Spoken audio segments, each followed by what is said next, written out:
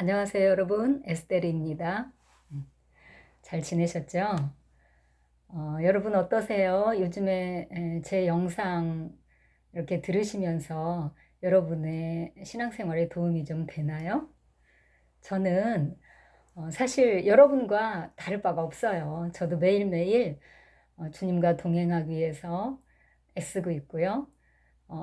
보다 주님께 더 가까이 나아가기 위해서 고군분투하고 있어요. 그러는 과정에서 성령님과 동행하면서 그때그때 비추어 주시는 것들을 여러분과 나누고 있는 거예요. 그러니까 여러분과 제가 지금 함께 가는 거라고 생각하면 됩니다. 제가 뭐 아는 것을 이렇게 나누는 것이 아니라 그때그때 지금 주님이 알게 해주시는 그런 것들을 여러분과 나누고 있는 거예요. 그러니까 어찌 보면 제 메시지는 굉장히 생생한 것이죠. 저도 이제 막 알게 되는 그런 부분들이 많으니까요. 우리가 사실 제 메시지를 듣는 분들 중에는 신앙생활을 오래 해온 분들이 많지 않을까 싶어요. 저처럼. 그러면서도 영적 싸움에서 이렇게 계속 영적 싸움 중에 있으면서 때로는 지치기도 하고 힘들기도 하고 그런 상황이 아닐까 싶어요. 우리가 남편이나 아내 또는 자녀들이 이렇게 문제를 일으킬 때 기도를 이렇게 꾸준히 말씀도 읽고 기도도 하고 정말 세상 것에는 신경 안 쓰고 주님만 바라보고 살아오고 있는데도 우리 삶에 어떤 별다른 큰 변화가 없고, 물론 내 신앙생활은 잘 유지하고 있지만 우리 자녀들이나 남편이나 삶의 변화가 있지 않다면, 내 주변 사람들이 별로 변화를 보이지 않고 있다면 우리가 오늘 이 메시지에 좀 주의를 기울일 필요가 있을 것 같아요. 우리가 성경 말씀 읽다 보면 모세의 이야기, 여호수아의 얘기, 아브라함의 이야기가 나오죠. 그러면은 그런 분들의 이런 이야기를 읽을 때 이분들은 정말 하나님이 특별히 택하신 분들이 아닌가, 이런 생각을 하면서 마치 우리와는 다른 세상 이야기처럼 들을 수가 있는데요. 결코 그렇지 않습니다. 만일 그렇다면 하나님이 이 이야기들을 성경에 기록하지 않으셨을 거예요. 성경의 모든 이야기들은 어느 특별한 사람들을 위한 것이 아니라 우리 모두의 이야기예요. 왜냐하면 그 원리가 똑같기 때문에 그래요.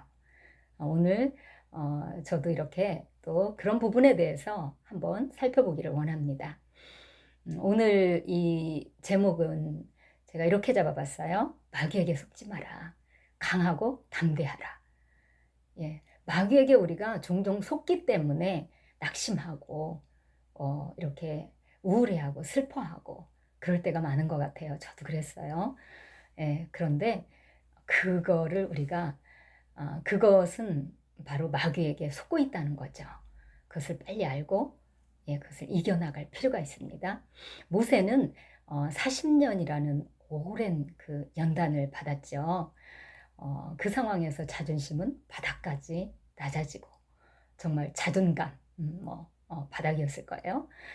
그런 상태에서 호렙산에서 하나님이 그를 다시 부르셨을 때 뭐라고 대답하죠?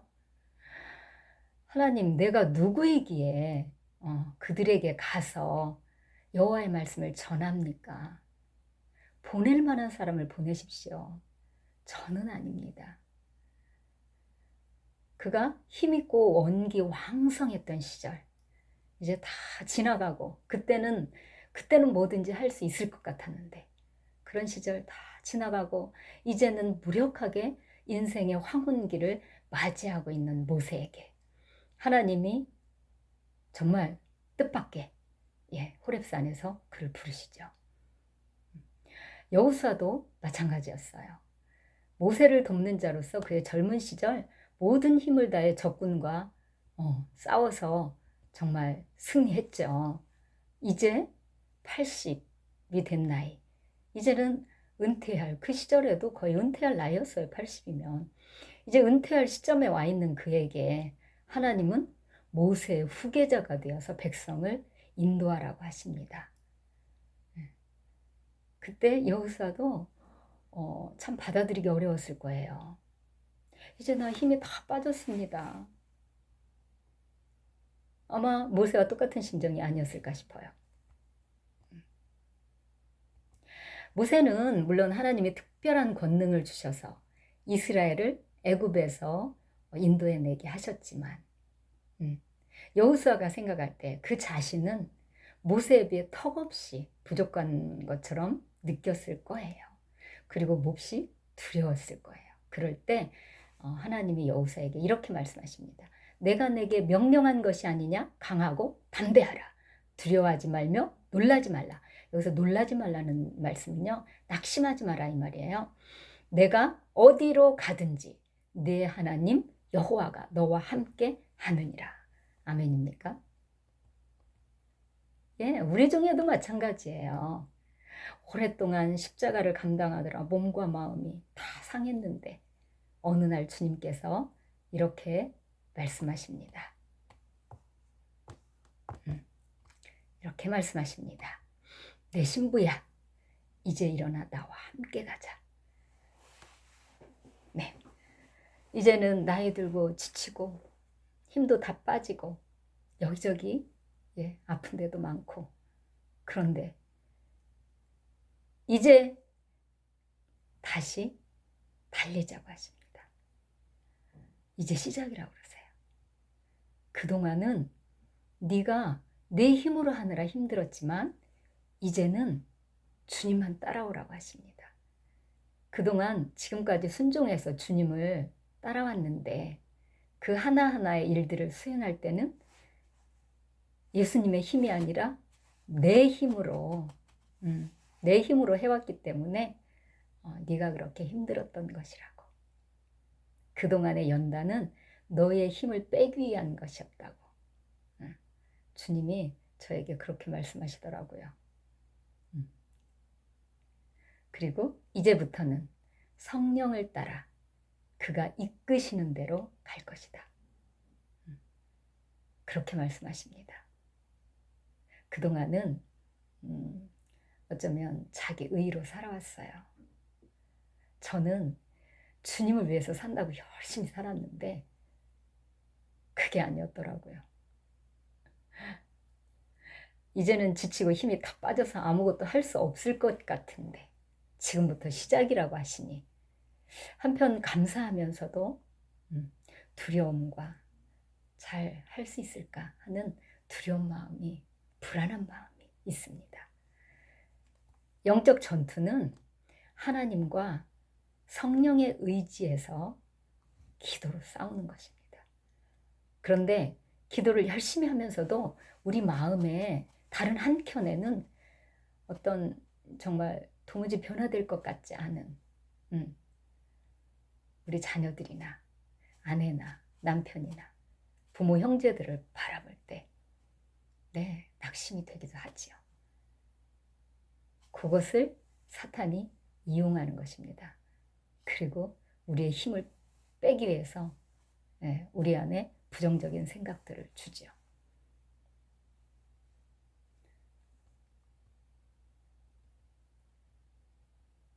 신앙생활을 오래 해왔음에도 불구하고 많은 사람들이 패배감을 가지고 살아가고 있는 이유가 바로 이것이 아닐까 싶어요.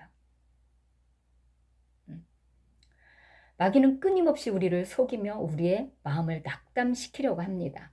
마귀가 주는 부정적인 생각들을 붙잡아 버리면 기도를 하면서도 마음은 우울하고 근심이 있을 수밖에 없어요. 왜? 우리 눈에 보이는 현실은 그러니까요. 도무지 변할 것 같아 보이지 않으니까. 사람의 힘으로는 할 수 없는 일이니까. 이것이 이제 이런 마음이 계속되면 마음에 불신이 자리를 잡게 돼요.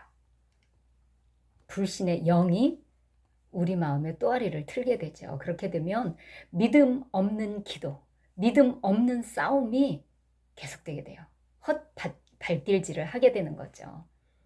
그래서 여러분 한번 이렇게 여러분의 마음을 점검해 볼 필요가 있어요. 기도를 하면서도 문득문득 내 마음에 어떤 불신, 이게 정말 될까? 막연한 불안감, 불신 이런 게 있을 수 있거든요. 그게 하나님 앞에서 불신이에요. 저는 그걸 잘 몰랐어요. 그런데 기도하면서도 이제 영성 훈련을 받으면서 그걸 감지하게 됐죠. 아, 내 안에 저 깊은 곳에 어떤 그런 불신이 있다는 것. 그래서 그걸 깨닫고 그 불신을 주님 앞에 내어놓으면서 정말 성령의 불로 태워달라고, 그것을 태워달라고 간절하게 기도했어요. 그러니까 그 불신이 없어지더라고요. 그리고 지난 시간에 나누었던 것처럼 하나님의 말씀을 가지고 그 불신을 내 마음에 계속 강하고 담대하라, 이런 말씀으로 채워나가니까 불신이 마음속으로 들어올 수가 없는 거예요, 이제. 그렇습니다. 우리가 계속 기도하는데도 응답이 잘 안 된다면 이런 이유가 있을 가능성이 아주 높아요. 하나님의 뜻대로 기도하고 있는데도 말이에요. 그렇죠? 한번 이렇게 자신의 마음을 깊이 들여다보세요. 느끼실 수 있을 거예요. 주님은 여호사에게 이렇게 말씀하십니다. 내 평생에 너를 능히 대적할 자가 없으리니 내가 모세와 함께 있었던 것 같이 너와 함께 있을 것임이니라. 내가 너를 떠나지 아니하며 버리지 아니하리니 강하고 담대하라. 너는 내가 그들의 조상에게 맹세하여 그들에게 주리라 한 땅을 이 백성에게 차지하게 하리라. 두려워 떨고 있는 여호사에게 하나님이 이렇게 강하고 담대하라고 명령하십니다. 명령이에요. 명령. 이 약속을 받고 주신 소명을 이루기 위해서 하나님은 다음과 같은 명령을 또 주세요. 이렇게 강하고 담대하려면, 주님의 소명을 이루어가려면 이것을 명심하라는 거죠. 바로 그래서 그 다음 절에 나와요. 7절. 8절이네요. 이 율법책을 내 입에서 떠나지 말게 하며 주야로 그것을 묵상하여 그 안에 기록한 대로 다 지켜 행하라. 그리하면 내 길이 평탄하게 될 것이며 내가 형통하리라. 네. 지난 시간에 나누었던 것이 너무 중요하기 때문에 제가 좀 반복하는 거예요. 네. 강하고 담대함, 믿음을 굳건하게 하려면은 믿음이 있어야 우리에게 주신 사명을 이룰 수가 있잖아요. 그렇게 하려면은 이 율법책을, 하나님의 말씀을 네 마음과 네 입에서 떠나지 말게 하라는 거예요. 그 말씀, 그렇게 하면 그 말씀이 너의 길을 인도할 것이고 너의 길을 순탄하게 평탄하게 할 것이라는 거죠. 중요하죠. 여호수아는 이 약속을 믿고 말씀을 붙잡고 용기 있게 나아갔기 때문에 이스라엘 백성을 가나안 땅으로 인도할 수 있었습니다. 사명을 이루었죠. 여러분의 소명은 무엇입니까? 우리가 차지할 땅은 무엇입니까? 가나안 땅은요, 마음을 상징해요. 땅은 마음을 상징해요. 구약시대에서 땅은.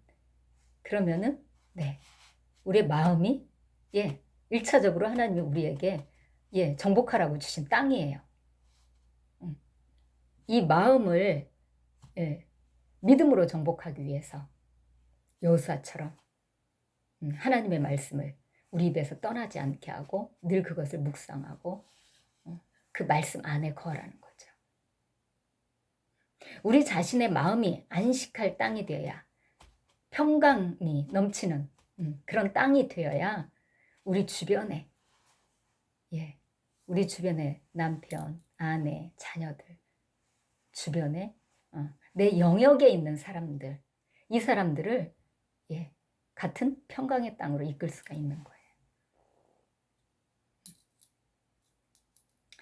모세나 여호수아처럼 큰 사명을 받은 사람도 시작은 자기 마음의 안식을 누리는 것이 우선이에요. 그렇지 않겠어요? 우리 자신, 우리의 마음 상태가 에덴 동산처럼 푸르고 풍족해야 다른 사람에게도 그것이 흘러갈 수 있는 거죠. 주 예수를 믿으라 그리하면 너와 내 집이 구원을 받으리라는 이 말씀도 그리스도를 구주로 믿는 우리에게 주님이 주신 약속이자 하나님의 뜻이죠. 우리를 향하신. 누가 이 약속을 받기에 합당할까요? 지금까지 말씀드렸죠. 이 약속을 붙잡고 말씀대로 순종하며 그 약속을 믿고 주장하고 기도하는 사람입니다. 나아가는 사람입니다. 상황이 아무리 어려워도 그 상황을 바라보지 않고 하나님이 이미 우리에게 주신 이 약속들 너무 많죠, 성경에. 네. 이 약속들이 다 우리에게 주시는 거예요. 이 하나님이 이 기록된 약속을 우리가 믿고 붙잡고 주장하고 기도하면 그 약속이 우리에게 이루어지는 것입니다. 그래서 성경은 신약, 구약, 옛날의 약속, 새로운 약속, 약속이라는 뜻이에요. 지난 시간에 우리가 나누었듯이 두려워하지 않고 낙심하지 않으려면 이처럼 하나님의 말씀과 동행, 주님과의 동행이 반드시 필요합니다. 주님과의 동행은 말씀이 내 안에 항상 있게 하는 것이라고 그랬죠.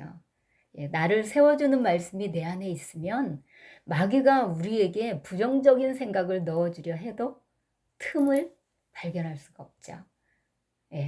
하나님의 약속을 붙잡고 강하고 담대하여서 우리 다 같이 용맹을 떨치는 저와 여러분 되시기를 축복합니다. 감사합니다. 샬롬.